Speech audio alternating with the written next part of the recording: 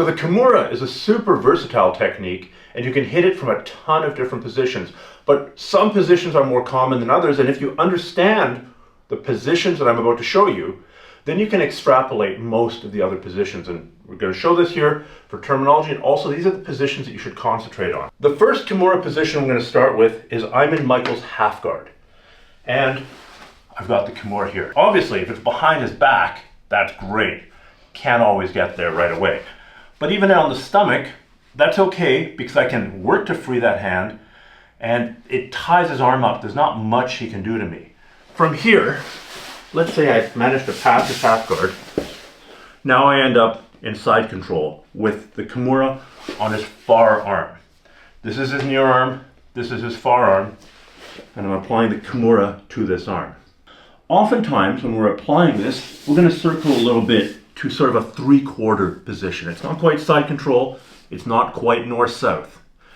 If we circle further, now we're going to cover each of these positions in detail, we end up in the north-south Kimura.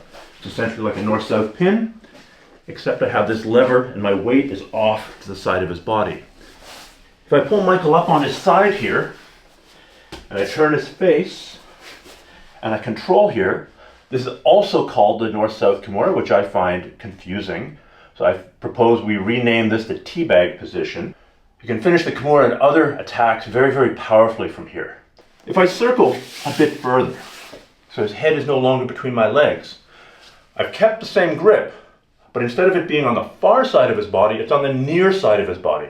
This is the near side Kimura control. And this is a very complex position, and we're going to get deep into it from here. One of the things that you can do from this position is to take the back. I can sit back and then roll to the back and put my hooks in. If we turn here, please. You can see I've kept the Kimura. I'm basically stopping his head from coming to the ground by maintaining this Kimura control. I generally don't want to do the Kimura on the top arm. I want to do it on the bottom arm.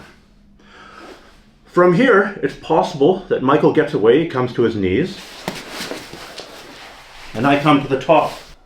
Now, I've got the Kimura grip, but I'm on top of my opponent who's turtled. I've got the Kimura on the far arm. Let's say from here, Michael bum rushes into me, push, push, push, push, push. I manage to keep the Kimura, but I close the guard. I'm now in closed guard. I've got his head trapped. Eventually, I'm going to try and move his head across the other side. From here, let's say he passes my guard, but I catch him in half guard. I've kept the Kimura grip, but now I'm using it from the half guard. Whether I do that with the knee high, in a high knee shield, in the hip, in sort of a Z guard, or in just a half guard where this leg isn't between me and him, these are all the same applications of this position. Some of them are a little bit higher percentage than others, and we're going to get into that. If he passes my leg, now I'm on the bottom of side control. This isn't great, but I still have this control here, which is better than nothing. I've got to be careful here, but I still have a little game that I can play from here. Let's say from here, we end up transitioning to the T Kimura. This is where I've got the Kimura. It's like having the Kimura from the back, but I don't have my hooks in, and I'm trying to control his far shoulder here with my knee. The T Kimura. This can lead into a whole bunch of different attacks. Let's say here, Michael comes to his knees, and I end up in the turtle, but I still have the Kimura.